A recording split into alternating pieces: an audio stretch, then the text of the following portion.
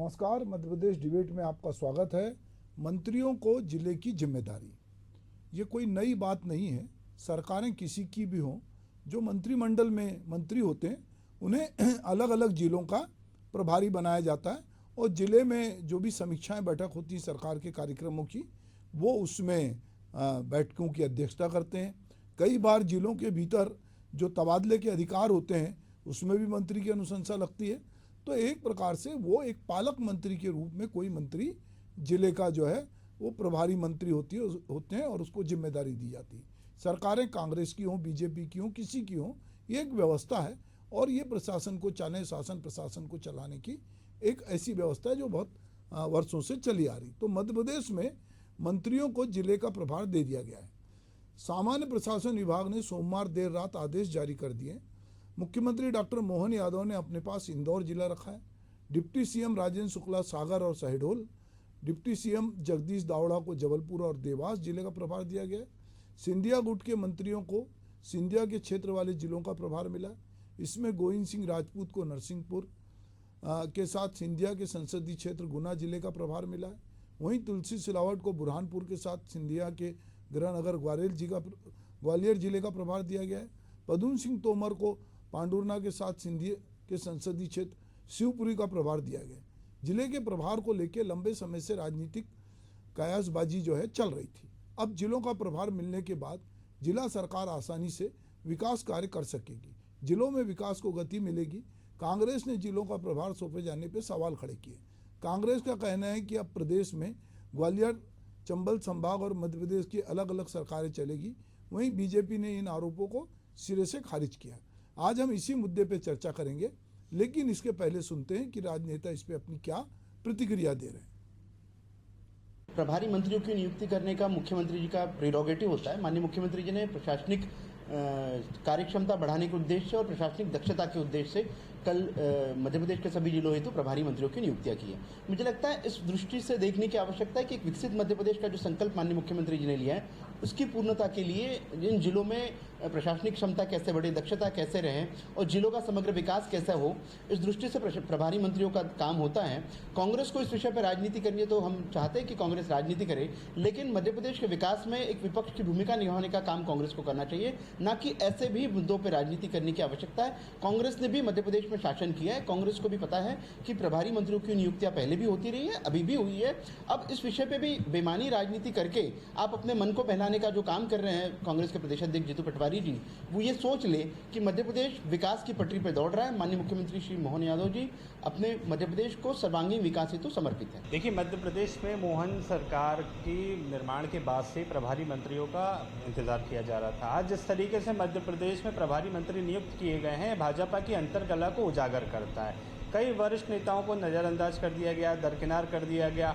आज भी भाजपा में कांग्रेस की चलती है। पूर्व कांग्रेसी सिंधिया समर्थक जो नेता हैं उनको सिंधिया जी के संभाग की जिम्मेदारी सौंपी गई है। मतलब मध्य प्रदेश में अब सरकार दो हिस्सों में चलेगी। चंबल की भाजपा सरकार अलग होगी और मध्य प्रदेश की भाजपा सरकार अलग होगी। अंतरकलह को दबाने के लिए जिस तरीके से कैलाश विजयवर्गीय जी के कद को कम करने के लिए जो प्रदेश के मुखिया होते हैं वो भी एक जिले के प्रभारी मंत्री बन के बैठ गए, इंदौर के जिले का प्रभार ले लिया, तो निश्चित ही ये भाजपा की अंतरकलह को उजागर करता है।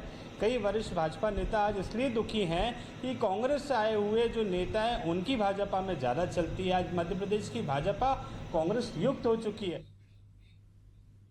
तो मध्य प्रदेश की भाजपा जो है वो कांग्रेस युक्त हो चुकी है और मंत्रियों को जो जिले की जिम्मेदारी दी गई है उसमें जो सिंधिया के साथ जुड़े पुराने कांग्रेसी मंत्री हैं जिन्होंने कांग्रेस से अपनी निष्ठा खत्म करके भाजपा की सरकार बना दी थी, फिर वो इस्तीफा दिए, जीत के आए और बाद में अभी भी सरकार में हैं और उनको जिम्मेदारी जो है जहाँ का सिंधिया का प्रभाव क्षेत्र है वहाँ की दी गई है। तो ये कांग्रेस का आरोप है। तो चलिए हम इस पे बात करते हैं। हमारे साथ बातचीत करने के लिए संतोष परिहार कांग्रेस के प्रवक्ता हैं, उनका स्वागत है। मेरे साथ राजेंद्र सिंह भाजपा के प्रवक्ता हैं, उनका स्वागत है। और मेरे सहयोगी राकेश शर्मा है, मैं उनका भी स्वागत करता हूँ। मैं सबसे पहले संतोष जी एक बात आपसे कहना चाहता हूँ कि ये व्यवस्था कोई आज की नहीं है, ये व्यवस्था हमेशा से रही है। यदि आप इंदौर की बात करें तो शिवभानु सिंह सोलंकी जो थे वो किसी ज़माने में इंदौर के प्रभारी मंत्री हुआ करते थे और अलग अलग जिलों के उसी जिले के आदमी को प्रभारी मंत्री कम बनाया जाता था, अलग जिले का प्रभारी मंत्री बनाया जाता था, ताकि वहाँ किसी प्रकार की गुटबाजी को हवा ना मिले और एक मंत्री जो है, जो भारत राज्य सरकार का है, वो एक निष्पक्ष भाव से वहाँ पर जब भी मीटिंग हो, जिन भी सरकारी योजनाओं की या जिला योजना समिति की, उसमें वो रहे। और वो डे टू डे तो नहीं जाते, पर महीने में 3 महीने में एक बार बैठक होती है, वो जाते हैं। तो ये जो अभी भाजपा ने व्यवस्था की है, ये कोई नई बात नहीं है। और अगर भाजपा ने कुछ मंत्रियों को अलग अलग जिले में प्रभार दिया है, जो मुख्यमंत्री का प्रिविलेज है, तो ये कांग्रेस को क्यों लग रहा है कि भाजपा 2 भागों में बंट गई है, भाजपा का कांग्रेसीकरण हो गया है? और अगर कांग्रेसीकरण हो गया है तो विपक्ष के नाते तो आपको इसमें खुश होना चाहिए कि चलिए अब इनके लोग आपस में लड़ेंगे तो अपने को क्या करना है, मजे लेते हैं इनके। पर आप लोग इस पर इस तरह रिएक्ट क्यों कर रहे हैं? इसकी प्रभार की नहीं है। प्रभार तो क्या मुख्यमंत्री जी के विशेष अधिकारी और मुख्यमंत्री जी ने जो बनाया है, लेकिन देखने को ये आ रहा है कि पूरी तरीके से जो है आप जो है सिंधिया जी के लोगों को, ये इससे हमें कोई मतलब नहीं है, हमें क्या लेना देना। हमारा मेन मोटो ये है कि जनता का विकास कार्य होना चाहिए, जो अभी 8 महीने से ठप पड़ा हुआ है। पूरी तरीके से योजनाएं जो है भ्रष्टाचार की कांटों की भेंट चढ़ रही है, रिचार्ज और टॉपअप पे ब्यूरोक्रेट चल रहे हैं और जनता अपने आप को ठगा महसूस कर रही है। इनकी जितनी भी योजना है आप देख रहे हो, उसके अंदर क्या स्थिति हो रही है। और कम से कम जनता के काम तो हो, और गुटबाजी तो इनकी दिखी रही है पूरी तरीके से। पूरे उसके अंदर आप देख लीजिए कि सिंधिया जी के लोग और सिंधिया के भारतीय जनता पार्टी तो वो बोलती थी ना कि हम किसी को भी खड़ा कर दे, कुछ भी कर दे। ये भारतीय जनता पार्टी के पुराने जो मंत्री है, पुराने लोगों का क्या हो रहा है वो तो दिख ही रहा है उसके अंदर। उससे मतलब नहीं, जनता का विकास पूरी तरीके से रुका हुआ है, उसके अंदर प्रयास करना चाहिए। और वैसा प्रयास हमें दिख नहीं रहा है, क्योंकि मध्य प्रदेश सरकार केंद्र शासित प्रदेश हो चुका है। सारी जो योजनाएं हैं वहाँ दिल्ली के इशारे से चल रही है और सब ठप पड़ी हुई है। ये हमारा मेन मत है जी, कि जनता अपने आप को जो है ठगा हुआ महसूस कर रही है, क्योंकि योजना छात्रवृत्ति मिल नहीं रही आदिवासियों को। महिलाओं को 3,000 रुपये महीने का देने का वादा किया था, अभी तक 3,000 रुपये महीने नहीं दिए। रक्षाबंधन ने दे 3,000 रुपये महीने। तो इनकी जो पुरानी जो वो है उसको करना चाहिए, वो ये कर नहीं रहे, बस डेट करने काम चल रहा है। महाराज बीजेपी, शिवराज बीजेपी और नाराज बीजेपी, इसमें चल रहा है मामला जी। तो चलिए, अगर आपको लग रहा है कि ये सरकार केंद्र से चल रही है और जनता के काम नहीं हो रहे हैं, तो जनता के काम नहीं होना और सरकार का चलना दो, मुझे लगता है कि अगर सरकार कहीं से भी चल रही तो सरकार तो बनाई इसलिए गई है कि वो काम करे।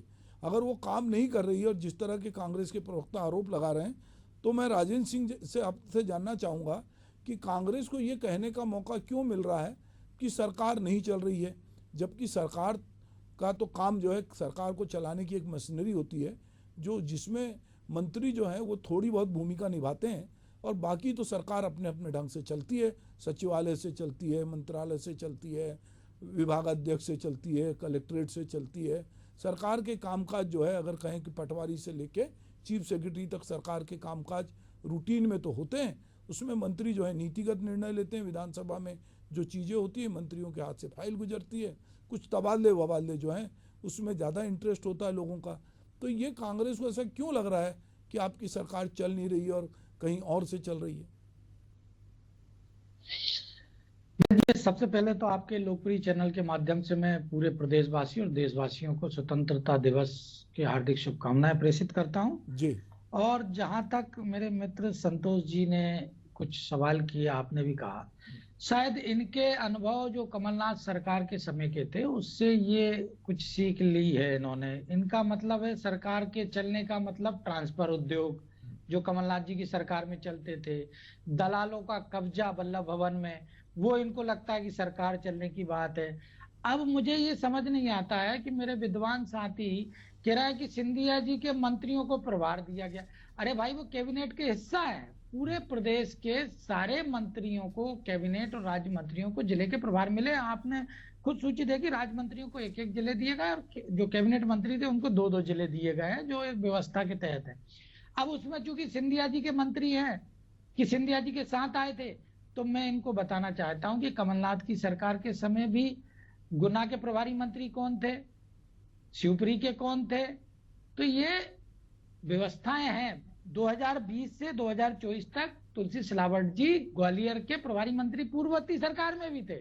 तो अगर वहां की योजनाएं हैं, वो जो चल रहा था उसको आगे बढ़ाने के लिए अगर वापस उनको ग्वालियर का प्रभार दिया गया है कि उन्होंने अच्छा काम किया है, तो इसमें क्या बुराई है। फिर ये कह रहे हैं कि चंबल और ग्वालियर संभाग में अब अलग भाजपा चलेगी। तो सिंधिया जी की कॉन्स्टिट्यूंसी अशोकनगर है, वहां के प्रभारी मंत्री कौन है, जरा आप अध्ययन कर लीजिएगा। मंडला के जो प्रहलाद पटेल जी हैं, वो कहाँ के प्रभारी मंत्री बनाए गए हैं, दतिया के। करण सिंह जी वर्मा को भिंड दिया गया है। तो भैया चंबल और ग्वालियर संभाग में अगर 3 जिले में 3 मंत्री बने हैं, बाकी के जिलों में तो अन्य मंत्री हैं। तो ये मुझे समझ नहीं आता, ये खिसियाई बिल्ली खंबा नोचे वाली बात कि कांग्रेसियों को हर बात में पेट दर्द होता है कि अब उन्होंने कुछ नहीं तो ये इशू बना लिया साहब ये प्रभार के जिले इनको क्यों दिए गए। अरे तुलसी सिलावट जी बुरहानपुर के भी प्रभारी मंत्री हैं, गोविंद राजपूत जी मेरे पड़ोस के जिले नरसिंहपुर के भी प्रभारी मंत्री हैं। तो ये इन्हें समझना होगा कि प्रद्युमन तोमर जी अगर वहां के हैं तो साथ में दूसरे जिलों के भी छिंदवाड़ा के पास पांडुरना के हैं। तो एक कैबिनेट मंत्री को अगर 2 जिले मिले हैं तो इनको क्या दर्द है। दूसरी चीज, ये परिपाटी अभी की नहीं है, आप स्वयं विद्वान बता रहे हैं कि ये शुरू से रहा है कि एक जिले के अंदर सरकार के प्रभारी मंत्री के रूप में बहुत सारे काम रहते हैं जिनका संचालन प्रभारी मंत्री की अध्यक्षता में होता है, चाहे जिले के अंदर के ट्रांसफर पोस्टिंग की मसले हों या अन्य चीजों का जो विकास कार्यों को लेकर है प्रभारी मंत्री के अनुमोदन से होता है। तो ये एक प्रक्रिया है जिसको मोहन जी की, डॉक्टर मोहन यादव जी की सरकार में भी किया गया है। अब उसमें ये कहना कि बड़े नेताओं को दरकिनार किया गया, अरे हर कैबिनेट मंत्री को 2 जिले का प्रभार दिया, इसमें दरकिनार, वो अभी कह रहे थे वरिष्ठ नेताओं को दरकिनार किया गया, तो कौन से वरिष्ठ नेताओं को दरकिनार किया गया, मुझे तो समझ नहीं आ रहा है। हर कैबिनेट मंत्री को 2-2 जिले दिए गए हैं प्रभार के लिए। राज्य मंत्रियों को चूंकि पहली बार की बात है उनको 1-1 जिला दिया गया। सबसे अच्छा ये है कि कैपिटल में चेतन कश्यप जी जो है उनको बनाया गया है मंत्री, प्रभारी मंत्री भोपाल का, जो रतलाम से विधायक भी हैं और बहुत अच्छे उद्योगपति भी हैं। तो कहीं ना कहीं ये इंदौर का प्रभार अगर स्वयं मुख्यमंत्री जी के पास है तो ये तो अच्छी बात है। इंदौर हमारी व्यावसायिक राजधानी कहलाती है, कैपिटल है एक तरह से, भोपाल के बाद सबसे महत्वपूर्ण जिला है। तो अगर वहां की कमान मुख्यमंत्री जी के उसमें है तो इससे तो खुशी की होना चाहिए कि मुख्यमंत्री स्वयं भी सारे मंत्रियों की तरह एक जिले का प्रभार वो भी लेके चलेंगे। तो ये भारतीय जनता पार्टी की अपनी एक नीति है जिसके अंतर्गत हर कार्यकर्ता के पास काम और हर नेता के लिए एक काम तय है और हर नेता जो है कार्यकर्ता की भूमिका में भी होता है। तो ये बात संतोष परिहार जी कब समझ पाएंगे और कांग्रेस के लोग कब समझ पाएंगे। अब मैं इनसे पूछता हूं कि प्रभाव और प्रभुत्व क्या होता है। आज तक जब भी कांग्रेस की सरकार रही है, छिंदवाड़ा का प्रभारी मंत्री कौन रहा है? जो कमलनाथ की ड्योढ़ी पर नतमस्तक होता था उसे ही कमलनाथ जी छिंदवाड़ा का प्रभारी मंत्री बनाते थे।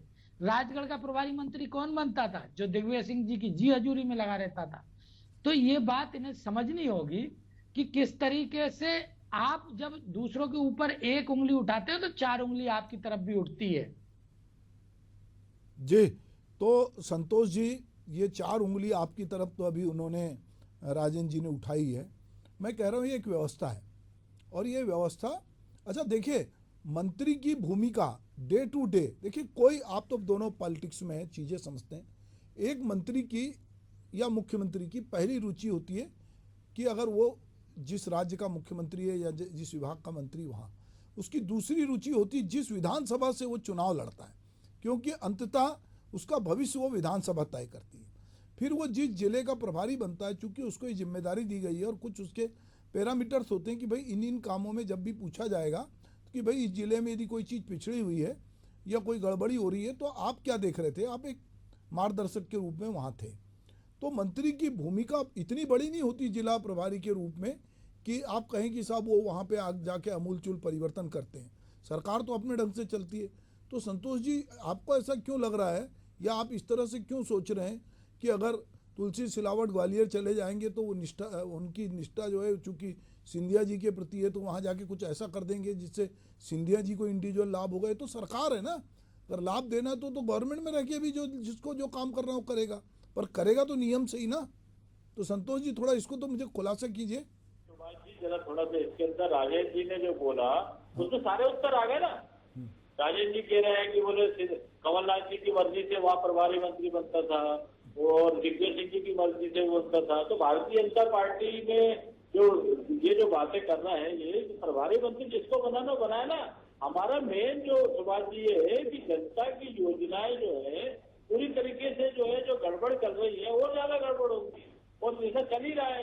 वो इनकी योजनाएं जो बात करेंगे अपन स्मार्ट सिटी के अंदर दो जगह पूरे देश में स्मार्ट सिटी एक काम खत्म नहीं हुआ।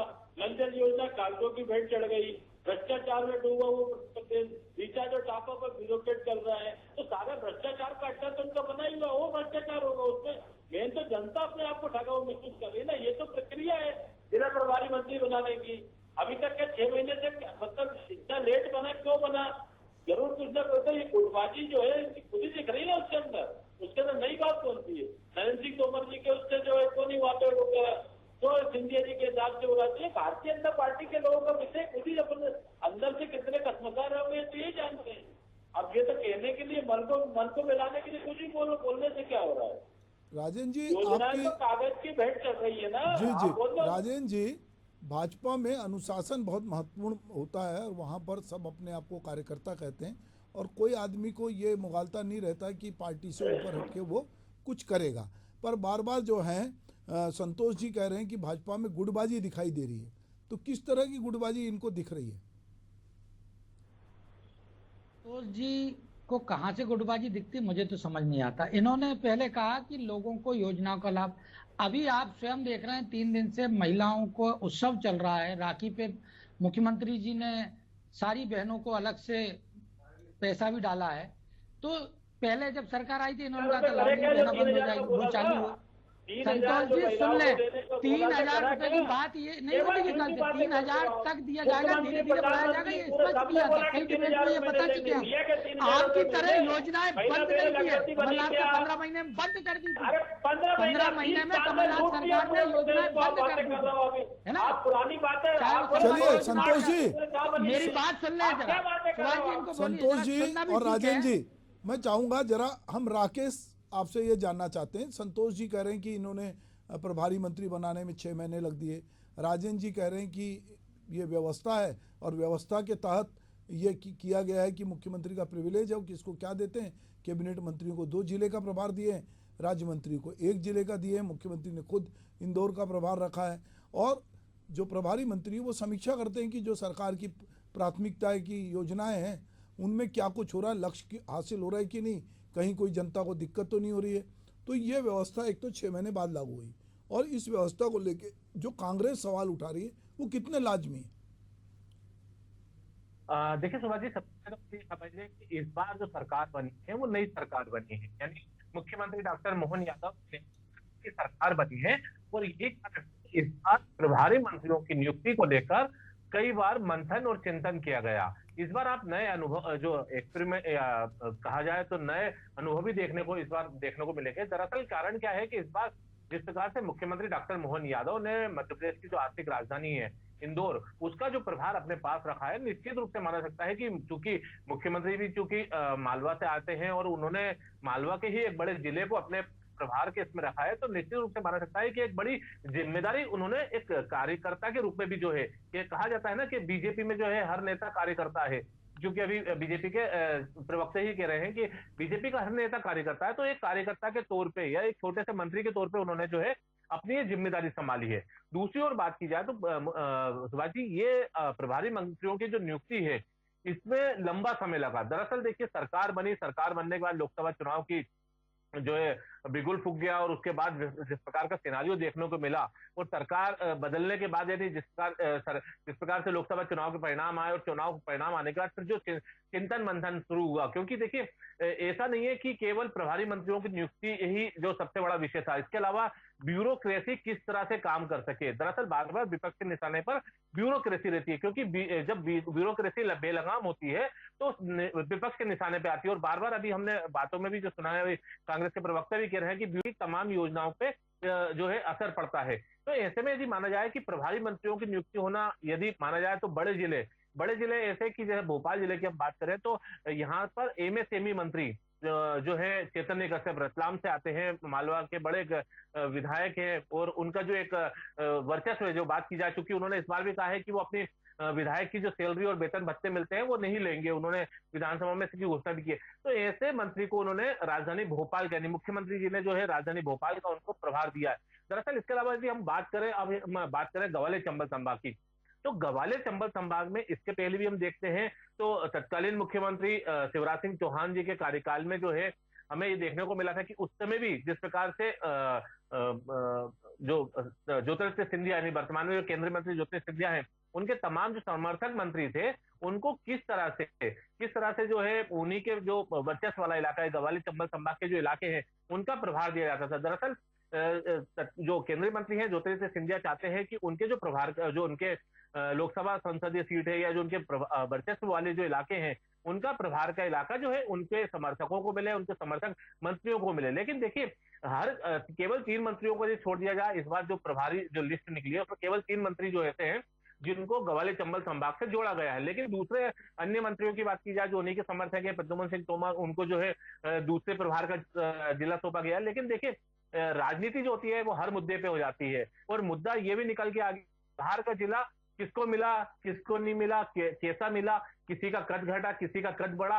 तो कैलाश विजयवर्गीय जी की यदि बात की जाए तो कैलाश विजयवर्गीय जी चूंकि इंदौर से आते हैं, लेकिन उनको जिस प्रकार से जिला मिला है उसको भी लेकर राजनीति हो सकती है, क्योंकि वो चूंकि एक राष्ट्रीय स्तर के राष्ट्रीय महासचिव के तौर पर उन्होंने उनकी बड़ी पहचान है, और उनको यदि बात की जाए तो राजधानी भोपाल का भी उनको प्रभार सौंपा जा सकता था। लेकिन मुख्यमंत्री जी ने उनको जिस प्रकार से एक राजनीतिक समीकरण के तहत जो प्रभार का जिला सौंपा है, तो निश्चित रूप से माना सकता है कि राजनीतिक जो समीकरण बैठाए जाते हैं, राजनीतिक गोटियां या शतरंज के में जिस तरह से गोटियां बैठाई जाती है, तमाम जो प्रभार के जिले दिए गए हैं वो राजनीतिक विसात के हिसाब से दिए गए हैं। तो इसके असर जो है आने वाले दिनों में दिखेगा। अब जिला सरकार का गठन होगा, जिलों का विकास होगा, ये तमाम चीजें होती है जो आने वाले दिनों में भी देखने को होगी। हालांकि देखिए विपक्ष के जो आरोप है उसको भी जो है सत्ता पक्ष को झेलना तो पड़ता ही है। जी सुभाष जी, कि बार बार एक शब्द आ रहा है जिला सरकार।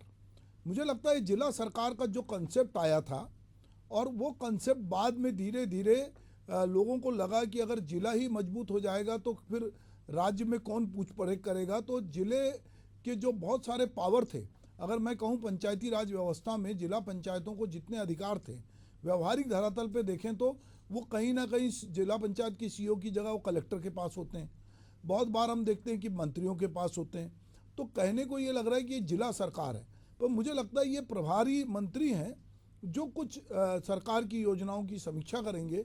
जिला सरकार तो ये होती कि जो सरकार जिले में बैठ के सारे निर्णय ले ले, तो ऐसा कंसेप्ट तो मुझे दिखाई नहीं दे रहा। मैं राजेंद्र सिंह जी के पास चलूँगा।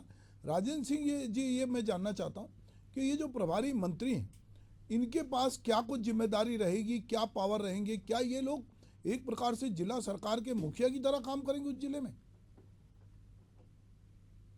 तौर पर एक इसके साथ और अगर हम शब्द जोड़े कि वो पालक मंत्री के तौर पर काम करते हैं। जिले में जो भी अधोसंरचना विकास होंगे, प्रशासनिक रूप से जो कार्य होंगे, उन सब में प्रभारी मंत्री की भूमिका महती रहती है। और साथ ही जो है जो जिले के अंदर ट्रांसफर है, पोस्टिंग है, इनके अधिकार भी प्रभारी मंत्री के अनुमोदन के साथ ही होंगे। तो एक तरह से जो जिला सरकार, एक शब्द आपने कहा है, निश्चित तौर पर जिले के अंदर जो भी प्रशासनिक फेरबदल भी होंगे या योजनाओं के क्रियान्वयन की समीक्षा है, तो ये जिला स्तर पे होगी, तो इसका फायदा होगा। निश्चित तौर पर ये योजनाओं का लाभ अंतिम तबके तक पहुंचे, ये भारतीय जनता पार्टी सरकार का लक्ष्य है, और इसके दिशा में ये कारगर साबित होंगी, ऐसा मुझे विश्वास है। और ऐसा सब लोग जानते भी हैं। पहले भी जो पिछले 20 साल में हम देख रहे हैं, प्रभारी मंत्रियों की भूमिका महती रही है, विकास के मामले में भी और क्षेत्र के जन जन तक पहुंचने के मामले में भी। ठीक है। संतोष जी, जो राजेंद्र जी कह रहे हैं कि जिला सरकार में प्रभारी मंत्री, पालक मंत्री भी होगा, उसकी महती भूमिका रहेगी, और वो जिले में बहुत सारी जो फाइलें हैं या जो कुछ अनुमोदन लेना है, वो अनुमोदन जो है कलेक्टर या वहाँ के अधिकारी प्रभारी मंत्री के माध्यम से आगे फाइल बढ़ाएंगे। तो आप ये देख रहे हैं कि पिछले 20 सालों से यदि थोड़ा समय छोड़ दिया जाए तो बीजेपी की सरकार है। तो क्या प्रभारी मंत्री इतने पावरफुल थे कि उस जिले में वो बहुत प्रभाव डाल रहे थे? वो तो प्रभाव देखिए क्या सुभाष जी, प्रभारी मंत्री कितने पावरफुल रहते हैं ये तो आपको भी कुछ दिन बाद दिखेगा, क्योंकि मैं बोला ना, मध्य प्रदेश पूरी तरीके से केंद्र शासित प्रदेश हो गया है। प्रभारी मंत्री का काम ये है कि जिले में जो भी निर्णय है सुभाष जी, उसको जिले में निर्णय लिया जाए। लेकिन ऐसा कभी होता नहीं है। सारे अटके पड़े हुए काम, सारी योजनाएं अटकी पड़ी हुई है, चाहे कोई भी योजना हो। भोपाल के अंदर इतने विकास कार्य हो रहे हैं, पूरे प्रदेश में हर जिले में जहाँ जहाँ चल रहा है, सब केवल भ्रष्टाचार में डूबा हुआ है, काम ही नहीं हो पा रहे हैं। 4 साल के अंदर जिले में प्रभारी मंत्री का मतलब ये है कि भोपाल जिले के अंदर जो भी निर्णय है प्रभारी मंत्री तत्काल ले। अब आप देखते हो 6 महीने से प्रभारी मंत्री नहीं बने यहाँ पे। तो ये गुटबाजी ये जितनी भी है पूरी तरीके से बेसिक। चलिए, देर आए संतोष जी, दुरुस्त आए। प्रभारी मंत्री तो अब नियुक्त हो गए हैं और मुझे लगता है कि आपके मन में जो आशंका है कि काम नहीं हो रहे हैं, तो आप खुद ही कह रहे हैं कि प्रभारी मंत्री बन गए हैं, पालक मंत्री बन गए हैं, तो अब जो काम रुके हुए हैं जो कलेक्टर के स्तर पे, अधिकारियों के स्तर पे, वो होंगे और प्रभारी मंत्री पालक मंत्री के रूप में ये देखेंगे कि लोगों के काम जैसा आप कह रहे हैं नहीं हो रहे तो क्यों नहीं हो रहे हैं, और हो रहे हैं तो उसकी गति क्या है। चलिए, आप मेरे साथ इस डिबेट में शामिल हुए, आपका बहुत बहुत धन्यवाद। नमस्कार।